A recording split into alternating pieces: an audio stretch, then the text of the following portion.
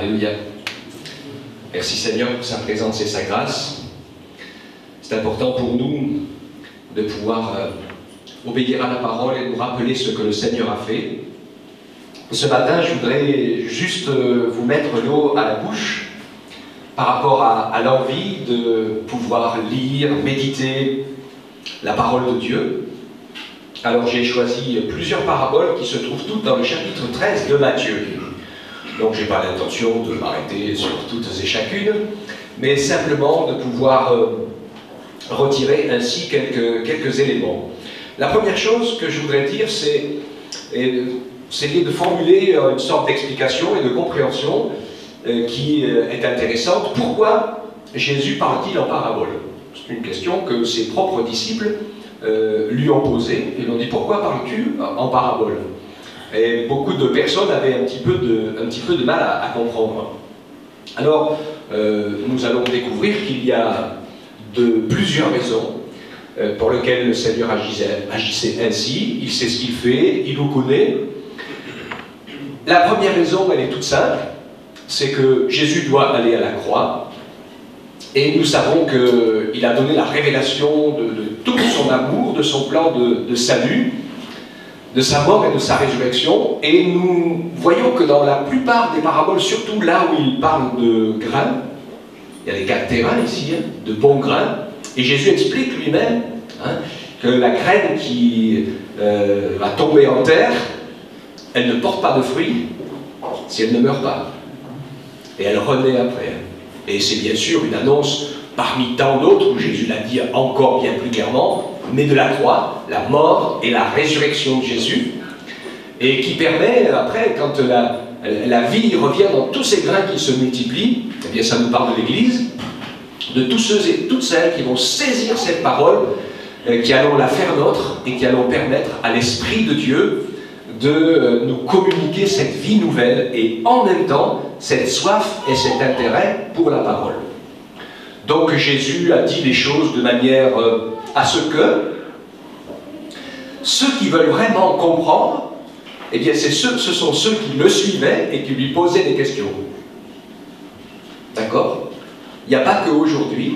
À l'époque aussi, il y avait des gens qui suivaient leur religion et qui, ça leur importait peu de comprendre ou pas comprendre, que ce soit en français, en latin ou dans n'importe quelle autre langue, où il y a plein de gens dans plein de religions qui font plein de prières, ils ne les connaissent même pas, ils ne les comprennent même pas. Mais bon, ils se satisfont, ils disent: ah oui, Jésus, il disait des choses extraordinaires, on n'a rien compris, mais bon, c'est pas grave. Il nous a bénis, il nous a fait du bien, et quelque part, en quelque sorte, il fonctionne un petit peu comme des consommateurs.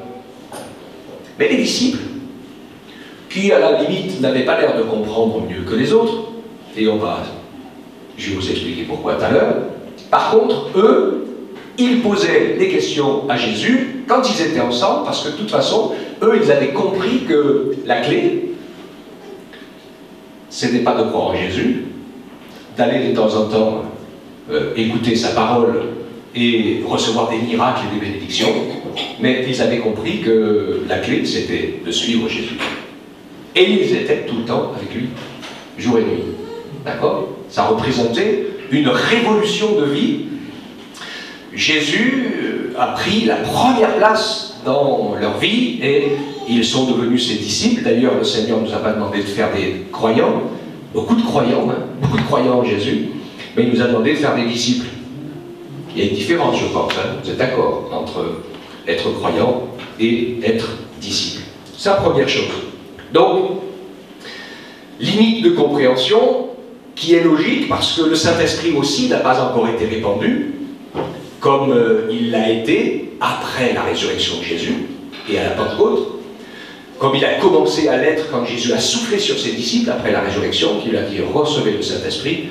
Et là, pour eux, les choses sont devenues claires, car vous avez remarqué que malgré le fait qu'ils suivaient Jésus tout le temps, sans arrêt, les choses n'étaient pas si claires que ça pour eux, même s'il accomplissait des miracles en son nom, etc. etc. Et c'est logique, parce que quand le Saint-Esprit va être répandu, alors il va y avoir une révélation qui va se faire de l'intérieur. Et c'est de cela que je veux vous parler ce matin, de cette importance de pouvoir vibrer à la parole de Dieu, C'est vrai que tant qu'on n'est pas né de nouveau, pour beaucoup la parole de Dieu est un mystère. Il y a plein de gens qui discutent dessus, qui disent que voilà, dans la Bible il y a la parole de Dieu, enfin, vous avez toutes sortes de discussions, qui sont les discussions de la première heure, toujours celle de l'adversaire qui disait Dieu a-t-il réellement dit, hein, mettre le doute sur la parole. Nous sommes des gens de la parole. Vous savez ce que le Seigneur parle à la fin des temps où nous vivons aujourd'hui, et il parle de son Église fidèle. Vous savez ce que c'est son Église fidèle? Tu as gardé ma parole. Ok, hein? Et donc c'est important pour nous de pouvoir avoir cet amour pour cette parole, ce désir d'aller plus loin, de comprendre, d'avancer. Il y a en même temps de la compréhension dans la lecture de la parole et en même temps une action de l'esprit qui n'est pas toujours compréhensible. Et j'avais sur mon cœur ce matin, je pensais à un événement tout à fait particulier qui nous montre, même quand on est dans le sein de sa mère, on est bien vivant. Hein, voilà, dès le début, pas simplement en cours de route. Mais donc, on est bien vivant. Et qu'est-ce qui se passe à un moment donné? Vous savez que Marie, qui venait juste d'être enceinte sous l'action du Saint-Esprit, va visiter sa cousine, Élisabeth, qui était enceinte de Jean-Baptiste depuis 6 mois, il me semble, si j'ai bien compris. Hein. Et que s'est-il passé au moment où Marie, enceinte de Jésus, entre dans la maison d'Élisabeth? Jean-Baptiste a remué, a eu une émotion incroyable dans le sein de sa mère. Ce qui l'a fait prophétiser sur ce que Marie était en train de vivre, hein, en se préparant à mettre le Sauveur au monde. Alléluia, hein. Donc c'est un moment tout à fait particulier. Dans l'Ancien Testament, même au moment où les jugements de Dieu tombent sur le peuple d'Israël infidèle et idolâtre, nous voyons que le Seigneur a toujours gardé, et mis à part un reste du peuple qui était attentif à la parole de Dieu. Amen.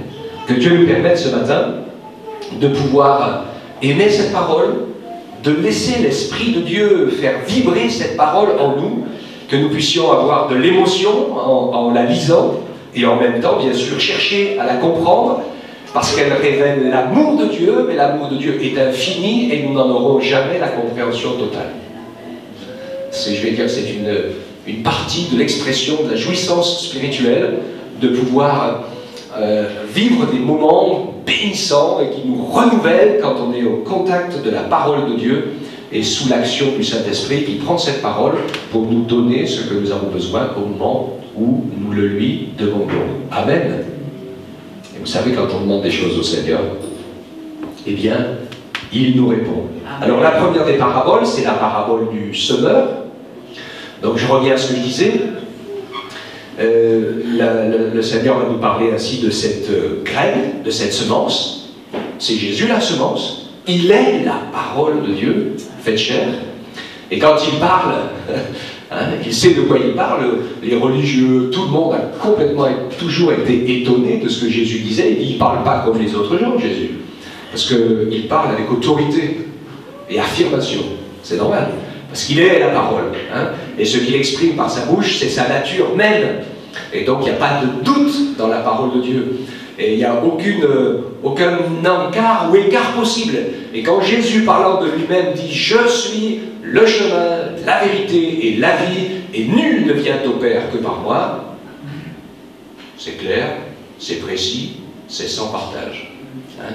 Il est le seul sauveur. Il a été réservé pour chacun d'entre nous. Et ensuite, nous voyons bien sûr que bien, le Seigneur, dans cette parabole des 4 terrains, je n'ai pas le temps de vous lire le chapitre tout entier ce matin, mais vous pourrez le lire tranquillement. Il nous parle donc de ces terrains différents. Et donc finalement, c'est nous, ces 4 terrains. C'est nos cœurs, c'est nos vies, c'est nos personnes tout entières. Il dit qu'il y a des cœurs qui sont comme des chemins, comme une bordure de chemin. Il y a des cœurs qui sont comme un endroit plein de pierres. Des cœurs qui sont comme des endroits pleins de buissons, d'épines, et puis des cœurs qui sont comme des bons champs. quelle est donc la spécificité d'un bon champ? Voilà, il a été bien labouré. C'est-à-dire qu'il est travaillé. Les autres terres, en fait, sont des terres pas travaillées, ou qu'on ne peut pas travailler, etc. Ou c'est pas possible, on ne va pas aller labourer dans un champ de rocher. Parfois non plus dans les buissons d'épines, il faudra les arracher d'abord. C'est tout un travail de préparation. Et ce travail de préparation, en fait, c'est l'amour de la vérité et le travail de notre conscience devant le Seigneur. C'est pour ça que le premier message de la parole de Dieu, la clé, la porte d'ouverture, c'est la repentance. Je dirais même plus l'état d'esprit de repentance. Parce qu'il y a des gens qui se sont repentis à un moment donné de toutes les bêtises qu'ils ont fait, mais qui vivaient orgueilleux et qui dirigeaient leur propre vie comme il leur semblait bon. Et après s'être repentis de toutes leurs âneries, continuent la même manière de vivre, parce que c'est toujours eux, avec fierté, qui comprennent, qui interprètent, qui décident, qui... Vous voyez ce que je veux dire? Un peu comme les religieux, mais qui ne sont pas capables de se remettre en question devant le Seigneur et de prendre conscience de notre misère. Et le Seigneur Jésus ne peut sauver que les perdus. Amen. Alléluia. Et nous savons que l'orgueil précède la chute. Donc, le terrain travaillé, eh bien, c'est le brisement, c'est toutes sortes de choses qui peuvent se passer, et qu'à un moment donné, eh bien, on reconnaît en nous que c'est finalement l'Esprit de Dieu qui a essayé d'agir dans nos cœurs pour que nous puissions comprendre que nous avons besoin du Seigneur, que nous ne pouvons pas nous en sortir tout seuls, et que la foi, c'est en même temps la compréhension de l'amour de Dieu, c'est l'obéissance au Seigneur, la confiance, apprendre à lui faire confiance. La foi, c'est apprendre à laisser faire le Seigneur dans nos vies. Et ça, c'est pas évident, parce qu'on a toujours été de ceux qui ont fait, et puis même une fois convertis, on continue souvent d'être de ceux qui font. Et on fait plein de choses qui n'ont pas forcément beaucoup de valeur, parce que si c'est pas le Seigneur qui nous demande de les faire, ce sont nos œuvres à nous, d'accord ? Et c'est important de pouvoir laisser, en fait, la graine, qu'est la parole de Dieu, tomber à l'intérieur de nos cœurs, et puis que cette graine puisse porter du fruit. Après, je ne vais pas rentrer dans tous les détails, mais nous savons que ce cœur en bord de chemin, eh bien, c'est quelqu'un qui, en fait, le chemin, il y a tout qui passe. Souvent dit oui à tout, des gens qui, en fait, ne cherchent que leur intérêt ou leur bonheur, c'est une question, c'est naturel ça, et ils cherchent partout, dans tous les domaines, à essayer de trouver le bonheur, mais dans les choses, dans les gens, pas en Jésus. Et ce que j'ai remarqué, c'est que, en fait, le résultat de ces choses-là, c'est l'endurcissement, parce qu'à force de marcher, bien on s'endurcit. Moi, je suis toujours inquiet quand des jeunes, particulièrement, on le voit dans une génération, vont loin dans le péché. Parce que le Seigneur pardonne tout, évidemment, mais il faut qu'on soit attentif, parce qu'à un moment donné, il peut arriver que le chemin soit tellement dur, et ça arrive, qu'il n'y a plus rien qui rentre. Quand vous voyez des gens qui sont des habitués des guérisseurs ou des gens qui prédisent l'avenir, etc., c'est impressionnant de voir comment leur cœur est comme un chemin. Quand exceptionnellement ils viennent ici ou dans un autre lieu pour écouter la parole de Dieu, c'est vraiment impressionnant. Vous les voyez s'endormir au moment de la prédication, c'est instantané. Moi qui suis là, je les vois, tchouc, rideau, il n'y a rien qui rentre. C'est quelque chose, et c'est radical à chaque fois. Et donc, on a vraiment besoin de pouvoir faire attention, parce que le péché, ça n'a jamais fait du bien, et même si Dieu fait grâce, eh bien, parfois, ça peut laisser des traces, des séquelles, c'est difficile. Que Dieu nous permette ainsi de pouvoir ouvrir notre cœur à sa fidélité. Après, il parle bien sûr des endroits pierreux. Alors, les endroits pierreux, c'est la difficulté entre être croyant et devenir disciple. Parce qu'on vient au Seigneur, il y a plusieurs personnes qui viennent au Seigneur et qui se convertissent parce que Dieu a fait dans leur vie quelque chose que personne d'autre n'a jamais pu faire. Ça, c'est super quand même. Hein? Mais c'est vrai que le Seigneur ne nous invite pas simplement à avoir trouvé en lui celui qui a la solution à tous les problèmes, mais il nous invite à trouver en lui le Dieu d'amour, celui qui veut entrer en communion avec nous par le Saint-Esprit, pour nous communiquer cette vie d'en haut, alléluia, hein, et que nous puissions entrer dans cette relation, comme je l'ai dit, hein, dont nous avons le modèle, une relation incroyable entre le Père, le Fils et l'Esprit. Hein, je ne vais pas y revenir, mais c'est une relation puissante, impressionnante, que vous pouvez, je vous invite toujours à aller chercher, à écouter cette prédication sur le site de l'église de Guéret, hein, parce que c'est important. Je ne sais plus qu'est-ce que c'était le titre déjà. C'est apprentissage de l'adoration, Trinité, un Dieu d'amour, apprentissage de l'adoration, quelque chose comme ça, ou de la communion fraternelle.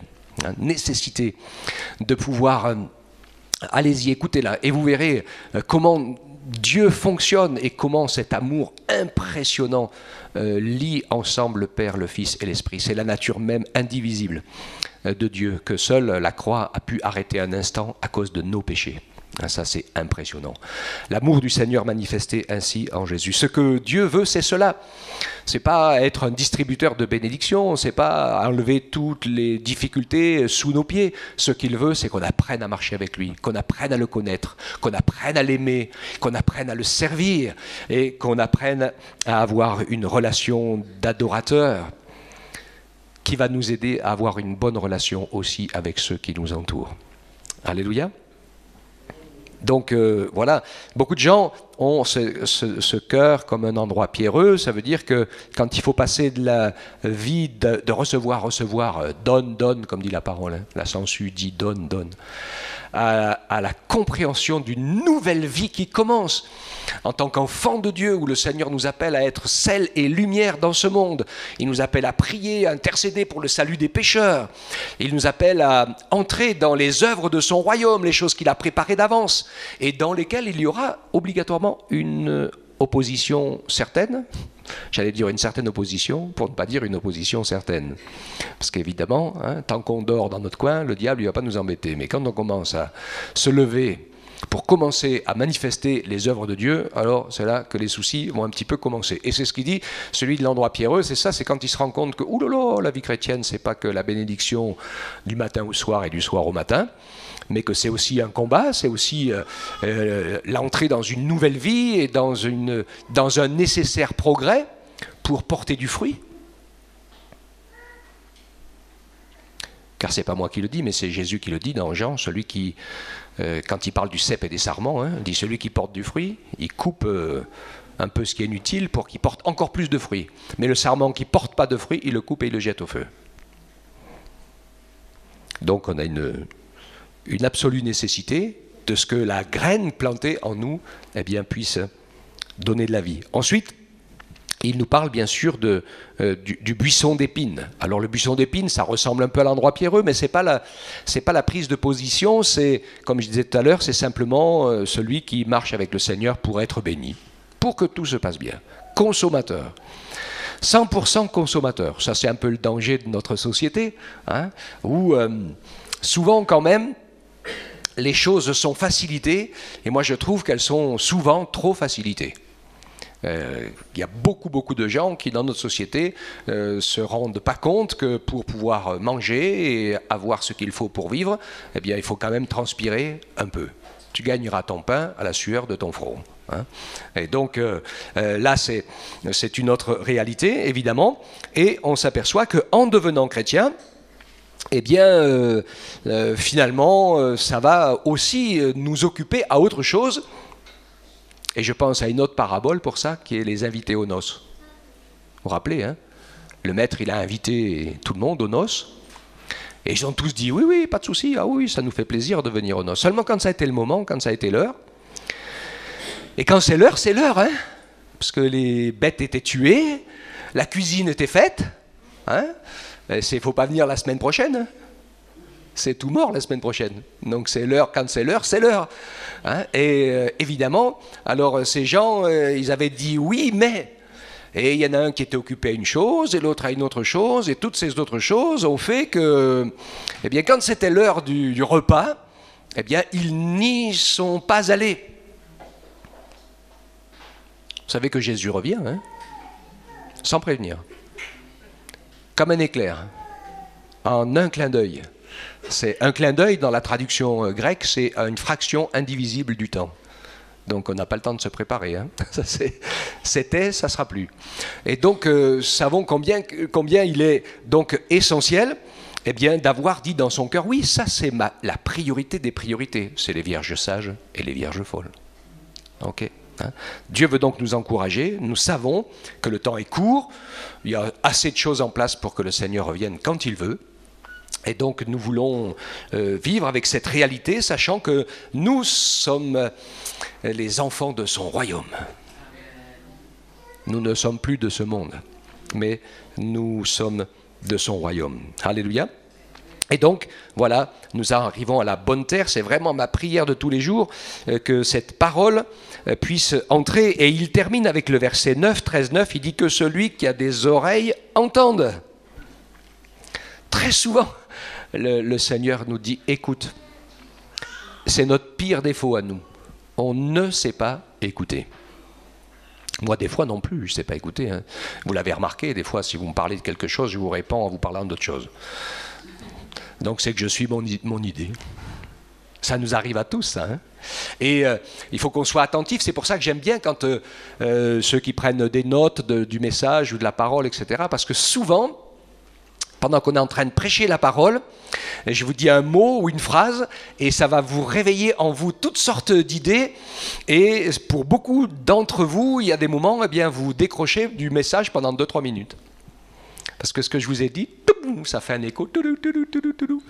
Et pendant ce temps-là, le reste passe. D'ailleurs, à la fin de la prédication, souvent, il ne reste pas grand-chose.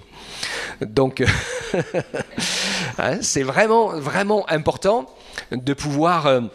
je voudrais qu'on puisse comprendre quand il y a ce partage de la parole, si vous le voulez bien, que vous priez le Seigneur pour ça, que vous réfléchissez, eh bien ça va vous donner des choses à revenir, à repiquer dans la semaine, à réfléchir et puis à aller plus loin, bien sûr, hein, parce que je n'ai pas du tout la prétention d'aller au bout. Comme je l'ai dit, la parole elle est infinie et le Seigneur peut bien sûr continuer à nous parler.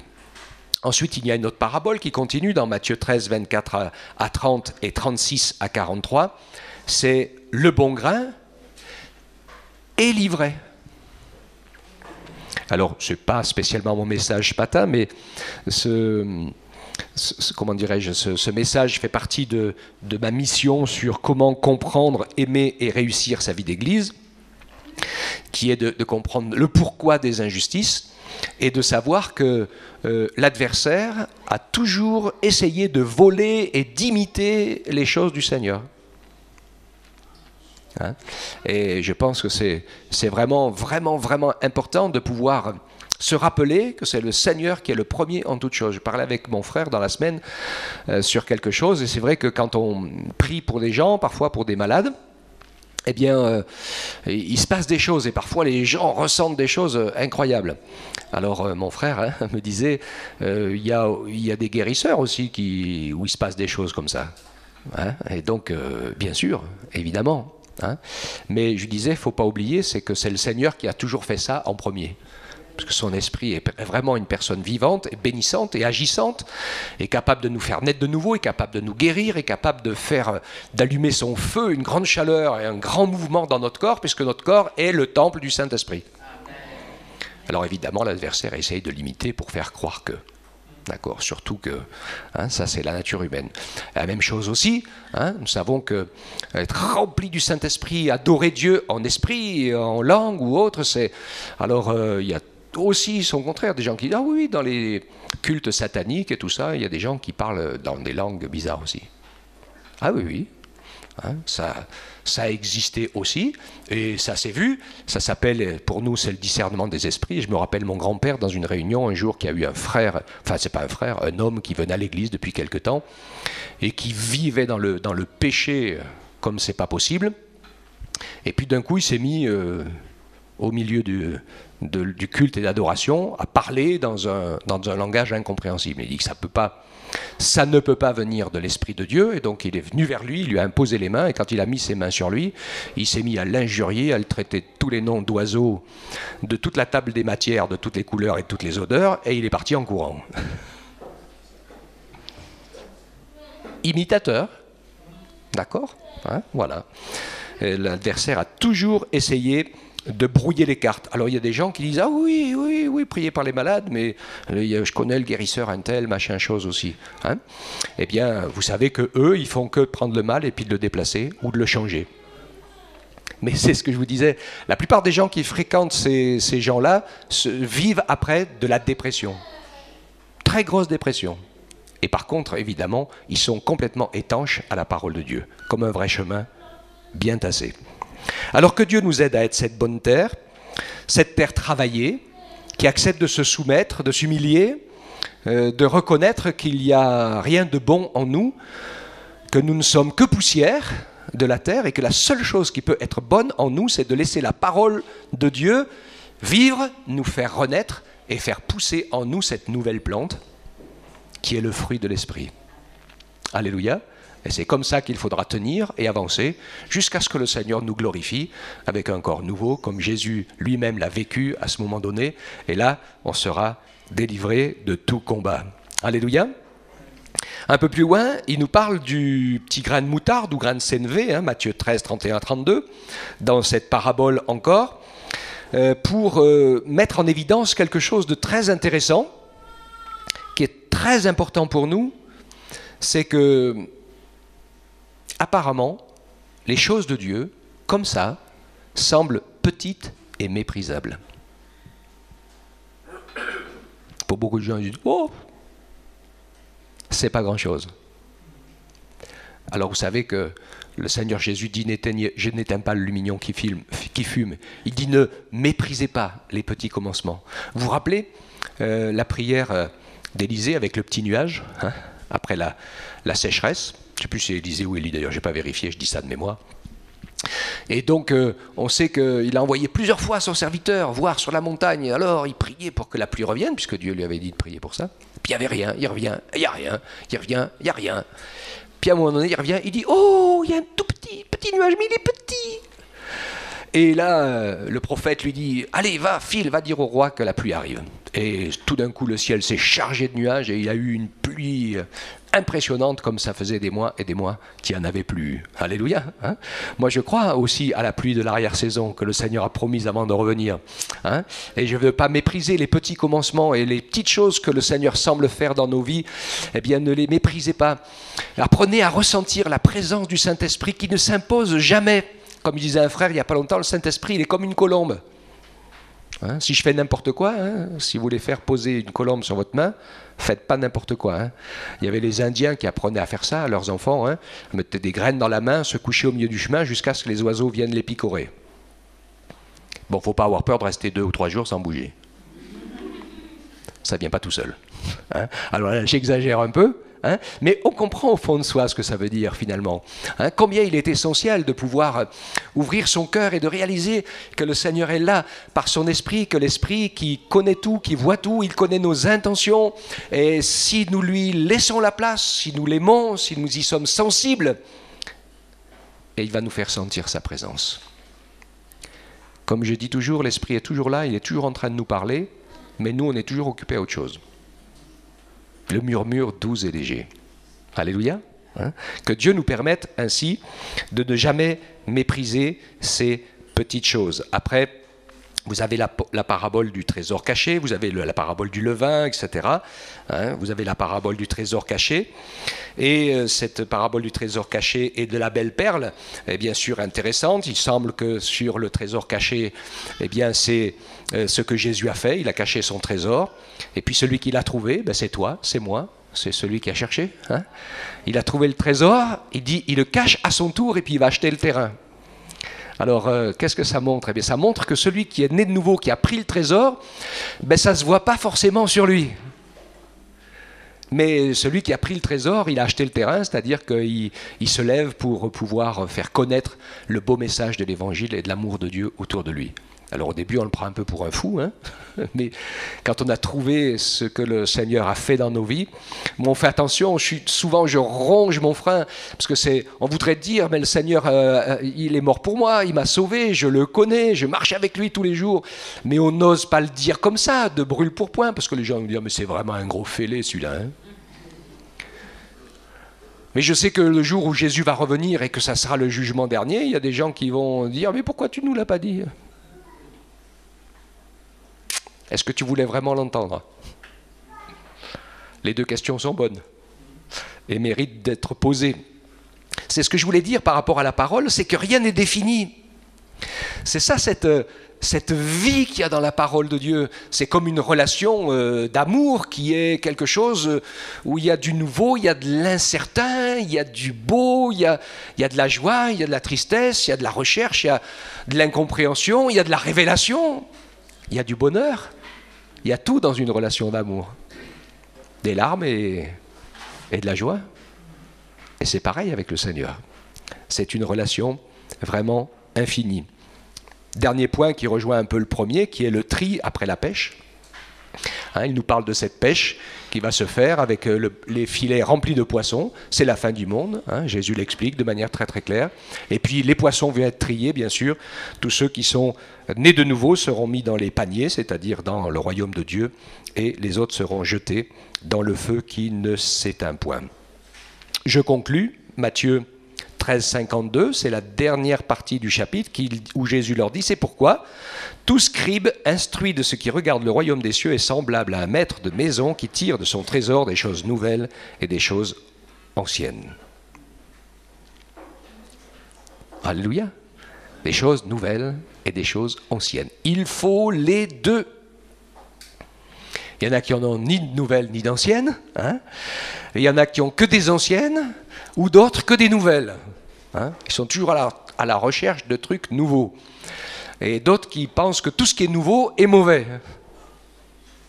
Mais la vraie vie, elle est dans l'équilibre entre les deux. Le Seigneur est celui qui nous conduit plus loin, à marcher dans ses voies. Et donc ce que je veux, c'est que nous puissions apprendre à vibrer au contact de la parole, qu'elle réveille notre émotion spirituelle, qu'elle nous donne envie de l'étudier, de prier le Seigneur pour qu'il nous conduise dans la révélation de sa parole et de sa volonté dans nos vies. C'est pas très évident. Vous savez que c'est pas très évident de connaître la volonté de Dieu. Je le dis souvent, c'est après qu'on la connaît. Mais la plupart du temps, quand on prie et qu'on s'interroge et qu'on veut vraiment la faire, on avance dans l'incertitude et puis nous découvrons que Dieu nous a conduits. Et si on ne cherche pas le conseil de Dieu, si on ne cherche pas la volonté de Dieu, eh bien on est toujours à côté, on se plante toujours. Que Dieu nous permette ainsi de pouvoir être sensible à cette parole. Et je terminerai, pendant que nos chantres se remettent en place, je terminerai avec cette illustration qui est la réalité de ce qui s'est passé. Quand Jésus était ressuscité, les disciples ont entendu des choses, et puis il y avait 2 disciples qui sont partis pour retourner dans le village d'Emmaüs. Il était à quelques kilomètres quand même, je crois, c'est une douzaine ou une quinzaine de kilomètres de Jérusalem. Ils n'avaient pas peur de marcher à l'époque. Et de toute façon, ils ne pouvaient pas faire autrement. Et donc, Jésus les rejoint, sans se faire reconnaître, et puis il commence à discuter. J'aime beaucoup ça, parce que ça me fait penser à la prière. Ça doit être ça la prière, C'est pas de réciter des litanies toutes faites ou de dire au Seigneur de faire votre liste de courses devant lui à la prière. Et donc, voilà, commence à parler. Et puis, le Seigneur se met à leur expliquer le pourquoi, du comment. Et vous savez que quand Jésus, tout d'un coup, se révèle au partage du repas, quand il se met à rendre grâce pour le repas et disparaît à leurs yeux, il dit « Notre cœur ne brûlait-il pas en chemin lorsqu'il nous expliquait les Écritures ?» Amen. Que Dieu nous permette de pouvoir nous attacher à lui, à sa personne et à sa parole qui nous révèle qui il est, parce que ce n'est pas la parole pour la parole. La parole, elle est là pour nous montrer qui est Jésus, comment il est, pour nous le révéler lui, pour que nous puissions vivre quelque chose avec lui, que nous apprenions à marcher avec lui, que nous entrions dans ses œuvres à lui, et qu'au travers de cette parole, nous laissions l'Esprit de Dieu nous faire vibrer à cette parole, que nous puissions, souvent ces paroles sont comme un peu une parabole, tout n'est pas évident, tout n'est pas forcément clair, il y a des choses qui nous échappent, mais que le Seigneur puisse vraiment ce matin, et pas que ce matin, pour tout le temps, aiguiser notre faim et notre soif, parce que c'est là que notre âme va être nourrie, c'est là que notre esprit va grandir, c'est là que nous allons voir le Seigneur, c'est là que nous allons comprendre ce qu'il attend de chacun d'entre nous, parce que pour Jésus, il y a deux priorités, c'est que nous devenions ses disciples, c'est-à-dire que nous l'ayons comme modèle sous nos yeux sans arrêt, pour que lui, par le Saint-Esprit, puisse nous aider à produire les œuvres de la vie nouvelle pour que ceux qui nous entourent puissent dire oui, c'est vrai quand même. Ils ne sont pas comme les autres, ces gens-là. Il y a un truc chez eux. Alors pour certains, ça va vraiment les énerver. Et puis pour d'autres, on l'espère, leur dire je voudrais vivre ce qu'ils vivent. Amen. Hein? Que la paix de Jésus soit dans nos cœurs et que cette parole de Dieu et que la présence du Saint-Esprit nous continue de rendre vivants. Et ce matin, nous qui sommes tous ensemble, nous allons prendre un temps pour le louer, pour l'adorer tous ensemble. Si on est plein à élever la voix en même temps, ne vous inquiétez pas, c'est pas grave, hein, que nous puissions laisser le Saint-Esprit produire en nous la louange et l'adoration pour notre Père Céleste, que nous puissions tous ensemble le glorifier et qu'à la sortie de ce culte, nous puissions dire « Seigneur, nous sommes tellement heureux de te connaître et de te dire notre amour ». C'est la seule chose que Jésus attend de nous, hein, que nous lui disions que nous l'aimons et que nous le démontrions aussi. Pas simplement le dire, parce que le dire c'est facile, mais il veut nous encourager à le vivre tous ensemble. Et tout cela se fait au travers de la parole, d'accord ? De notre parole aussi. C'est pour ça que je dis que ceux qui sont timides, vous ne laissez pas enfermer dans la timidité en disant « Oh, je n'ose pas prier, je suis timide ».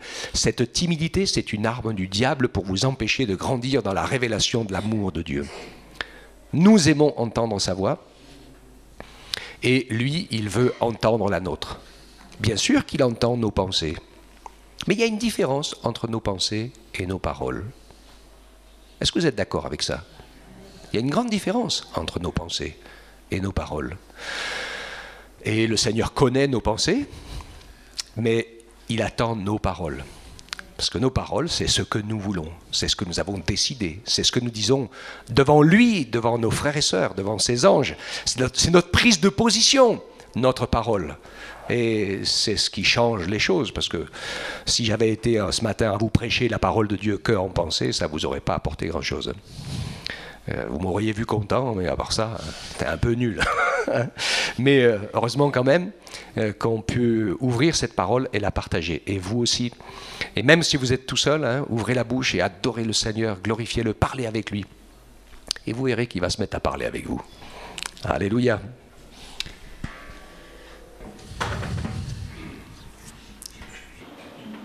On va chanter ce chant qui dit « Pour qui tu es, je veux te donner la gloire, j'élève ton saint nom, je viens devant le trône prosterné pour t'adorer. »